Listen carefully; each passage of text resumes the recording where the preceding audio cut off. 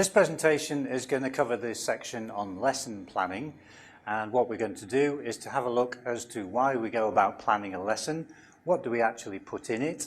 We'll create an empty lesson plan pro forma, and then having done that, what we'll do is to fill in that lesson plan for a particular teaching point. So our starting position is going to be, why do we plan lessons at all? There are a number of reasons why we need to plan a lesson. The first and foremost perhaps is that it's going to create a logical sequence for our lessons. If we didn't have a lesson plan, it is quite possible that we could go all over the place and it would become confusing for the students. By having this plan, what we've created is a structure that we can work from.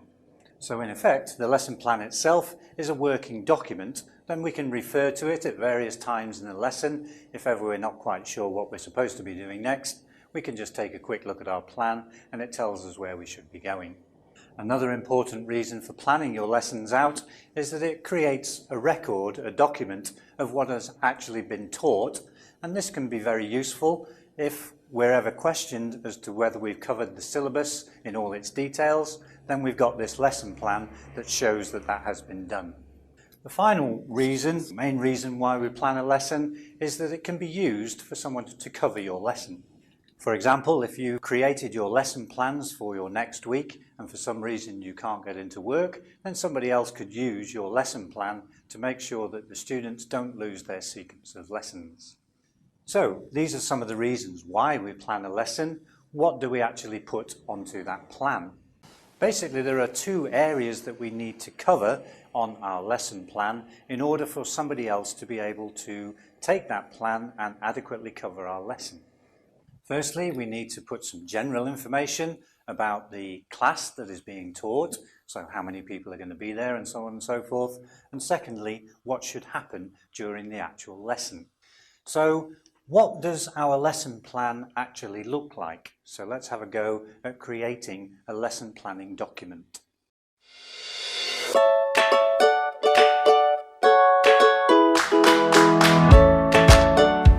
So the document itself needs to contain some general information about the class. For example, the name of the teacher, the date and time of the lesson, what level of class is being taught, and in what room. How many students are we expecting? This is important when we've got things like photocopying and materials to do.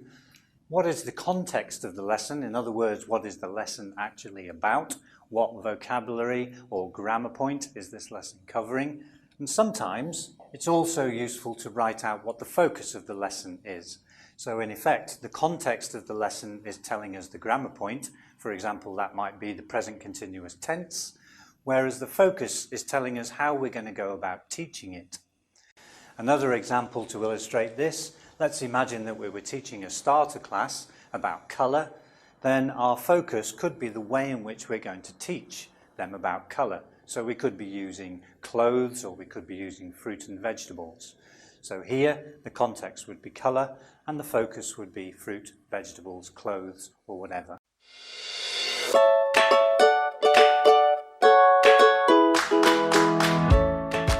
Then we have a set of objectives and aims. Here, the learner objectives relate to what we're hoping the students are going to be able to do by the end of your lesson.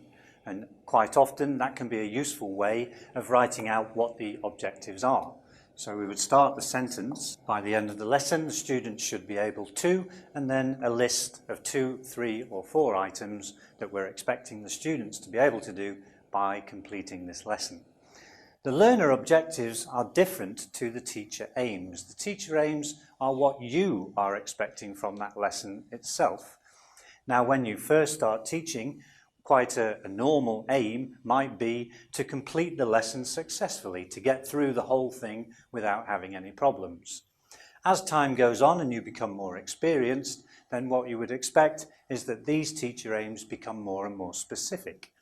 So some examples of things that might be in your aims here might be things like to improve my board work, to increase student talk time, and to reduce teacher talk time, and so on and so forth. The next section is going to relate to what we might call anticipated problems. And they'll be anticipated problems for both our students and for ourselves. The types of problems that we may anticipate from our students is that they will have difficulties with pronunciation, they may have difficulties with the level of the grammar and being able to put it into context, and so on and so forth. Anticipated problems for ourselves, types of problems that we can put in here would be things like making sure that we stick to the plan, making sure that the focus of the lesson is maintained throughout the whole lesson, and so on and so forth. So a set of problems, anticipated problems for the teacher and for the students. Now, because this is part of the planning process, if we've anticipated problems, then it's fairly reasonable to assume that we thought about what we can do if those problems do occur. So one of the examples we had here was that we were anticipating problems with their pronunciation. So a solution to that problem would be to do some form of drilling to help them with the pronunciation problem. One of the problems we had with the anticipated problems for the teacher was that we wanted to make sure that the lesson flows smoothly, and so we need to refer to our plan throughout the lesson. Now, this doesn't mean that we stand with a piece of paper in our hands. That doesn't generate any confidence from our students whatsoever, but there's no reason at all why we shouldn't have a set of bullet points on a piece of paper on a desk in front of us that every now and again we can just refer to quickly to make sure that we're following our plan in sequence. So these are some of the things that might be on our lesson plan. What we're going to do now is to fill out an actual lesson plan using this particular form.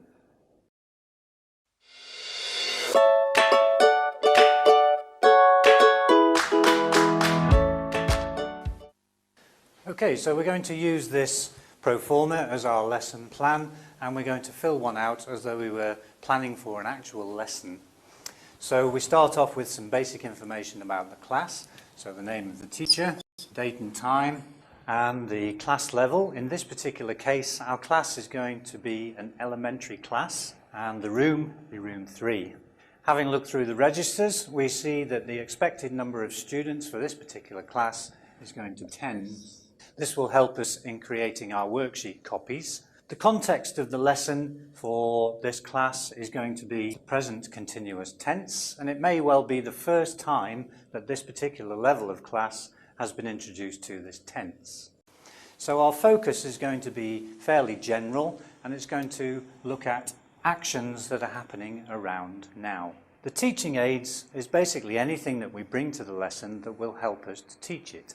So we know that in our study phase we're going to be using some worksheets, and during the activate phase we're going to be doing an activate activity. So here you can fill in worksheets and activate activity. Then we've got our learner objectives and personal aims. If you remember, the learner objectives are what we are hoping the students are going to be able to do after the lesson has been taught.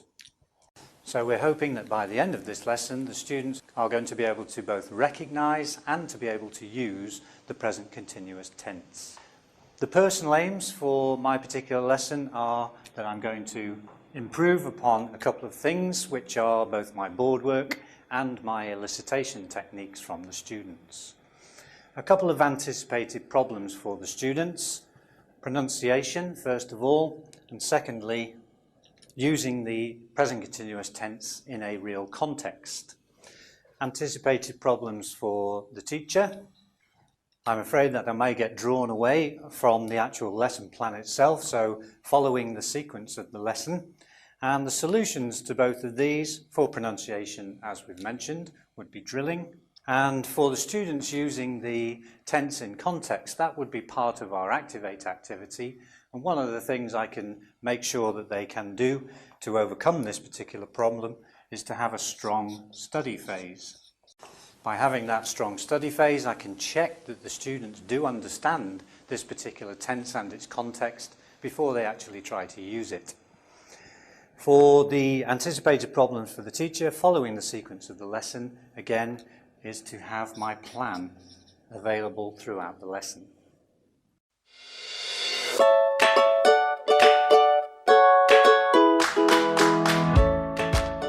So now we're going to fill the actual procedure of the lesson plan out itself. we mentioned at the start, the first thing we do is to get some general information about the class that we'll be teaching, and then in order for someone to be able to cover our lesson, we need to present enough information in our lesson plan that they can actually carry it out. What I'm going to do is for each stage of the lesson, I'll indicate what I'm going to do in the lesson, and then we'll cut away from that to have a look to see how that will actually be achieved. So our lesson is going to be based on a 45-minute lesson, and the first phase is going to be the engage phase, and it's going to be a straight arrow ESA lesson. I'm going to take approximately 5 minutes on my engage phase, and in the interaction box what I'm going to do is to put down what I think is going to be the major overall interaction during that particular part of the lesson. There are 3 choices that we can use in this particular one. Either the students will be talking mainly to the teacher will be talking mainly to the students, or the students will be talking to each other. For my particular plan, the students on the whole will be talking to me.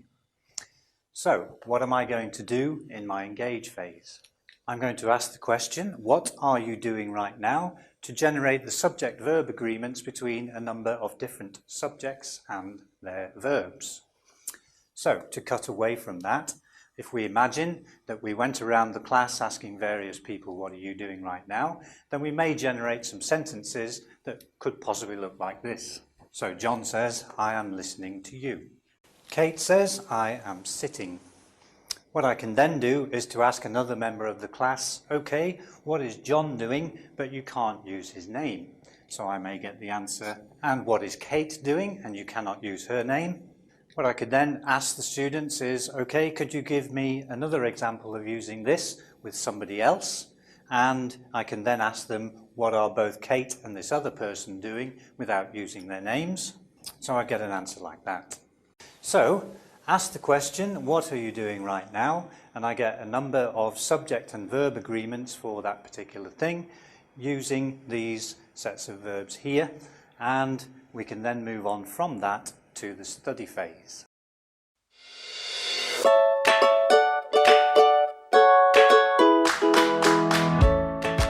The first part of my study phase is going to be the board work. And I'm going to use the information that I generated in the elicitation part of my engage phase to move on to the actual board work. What I'm going to do is to show the structure of this particular tense. So the phase is study. I'm expecting to take about 10 minutes on this particular part, and again the interaction will mainly be the students talking to me. So how am I going to achieve that with this information?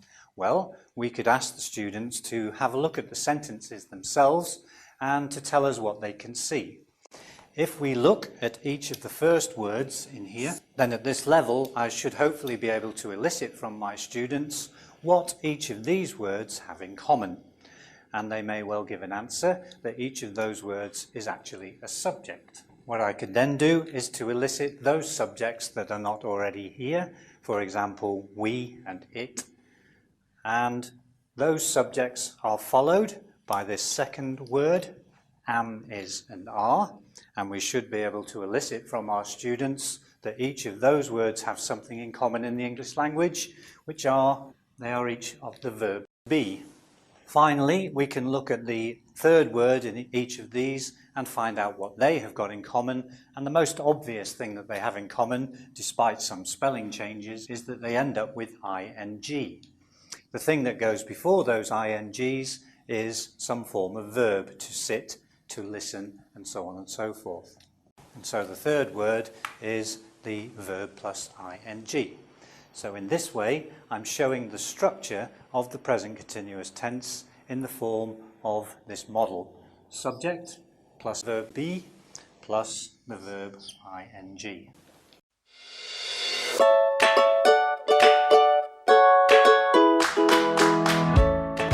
So having elicited this particular structure, what I'm now able to do is to move on to the actual study activities.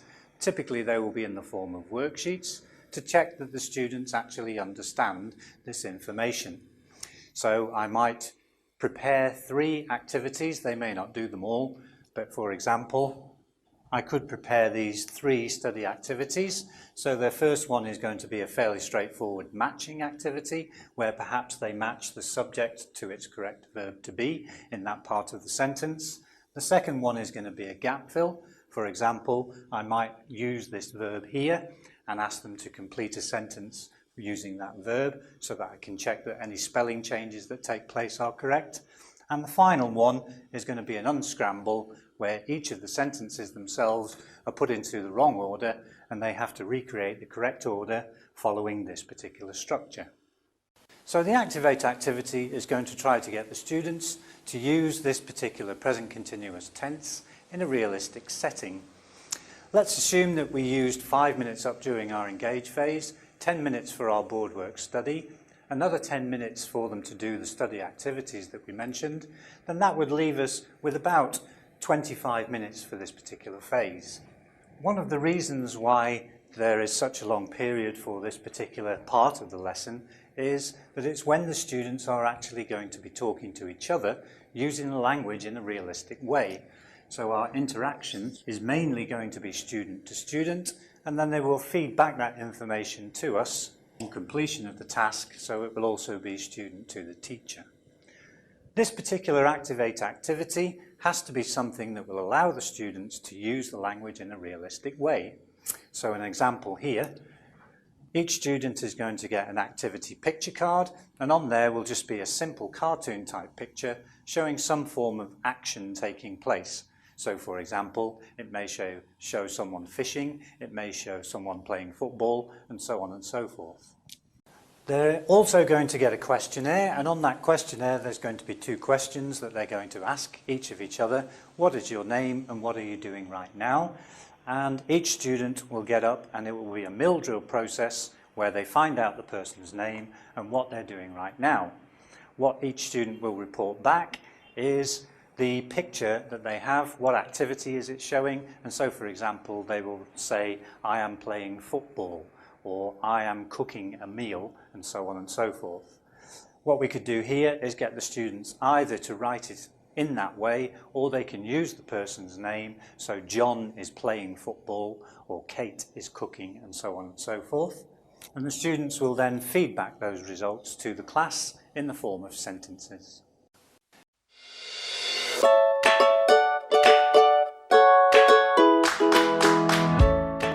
Just to finish off this particular section on lesson planning, we're going to go through a couple of procedures that should take place during the study phase periods, particularly when we're doing the activities.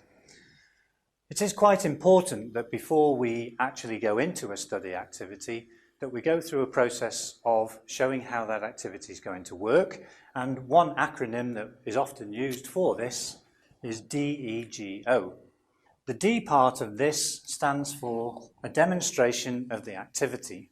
Now it's very important that you don't try to explain how the activity is going to work, but rather you actually demonstrate the process. An example of the demonstration of the process of the activity could be something as simple as taking the first question and using it and writing it on the board. This will show the students what it is that they're actually going to do. Having demonstrated the process of the activity, you need to make sure that the students can answer that question, and so we elicit a correct answer for that particular question. Having done that, we can then give out the material. If we've gone through this DEGO process correctly, there shouldn't be any reason for the teacher to actually say anything else whilst the activity is taking place. The students should be working through the activity, talking to each other, and that then frees the teacher up to actually do some other things. Whilst the activity is taking place, you as the teacher can actually monitor what is going on. Well, what do we actually do whilst this monitoring is taking place? You can actually go around the class. Whilst you're doing this, however, it's very important that you don't stop the students from working. So monitor from a distance so that you're not actually interrupting anyone. And some of the things that you can be noting down whilst you're monitoring is their progress. It's useful to monitor their progress because once the activity has been stopped, you're then going to feed back their answers, and it's important that you know who has done what. You don't want to be asking a particular group for their answers to question 7 if they haven't completed it. So check to see what their progress is, ready for when you get to the feedback. As you go around, you should be able to pick up on some common errors, either in what is being said or in what is being written down. And again, leave that until the feedback stage in order to be able to cover it. So you need to monitor the students. Before you get to the process of feedback, it's very important that you actually close the activity to make sure that nobody is still working whilst these answers are being given back. So settle everyone down, make sure that they're all paying attention, and you can then start to feed back the answers. As you feed back, hopefully most of our answers will, or all of our answers will be correct, but we are going to get some errors and mistakes. If those errors and mistakes take place, then they need to be corrected.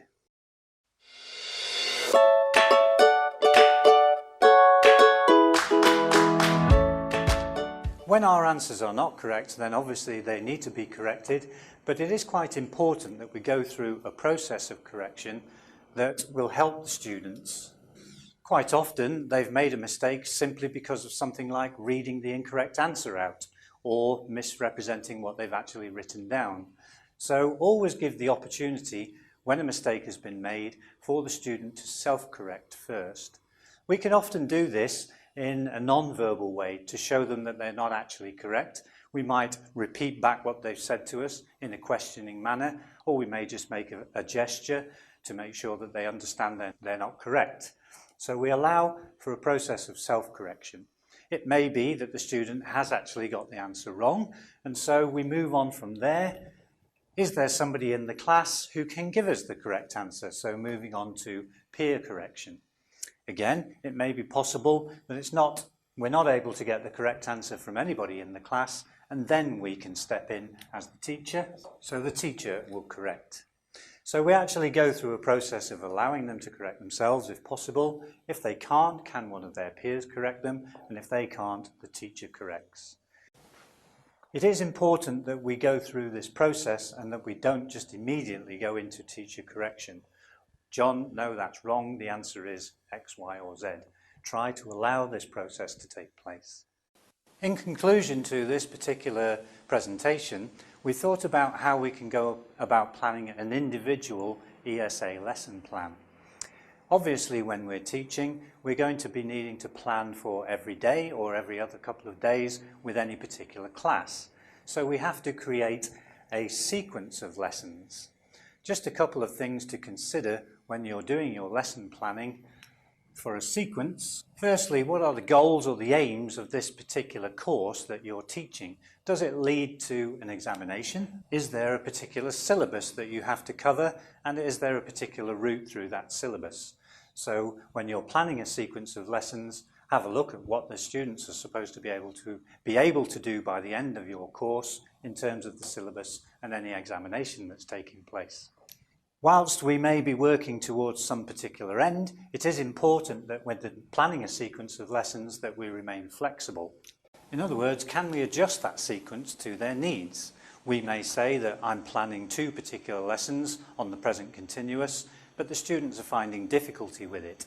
Is it possible within your sequencing to allow for 3 or maybe even 4 lessons, and will that still fit into the overall scheme of things? Finally, it's important to add some variety into the teaching, and quite often within all of these requirements there will be the actual skills that the students have to pick up, and those will be the productive skills and receptive skills. So make sure that all the elements of speaking, writing, reading and listening are covered in your overall sequence of lessons. So what we've covered here is the reasons why we plan, how to go about planning, what should actually be inside it, and we've also covered an actual lesson plan to show you how it's filled out. Hopefully, by planning your lessons, you will give yourself a clearer focus as to where your classes are going, and it will present much more straightforward classes to your students.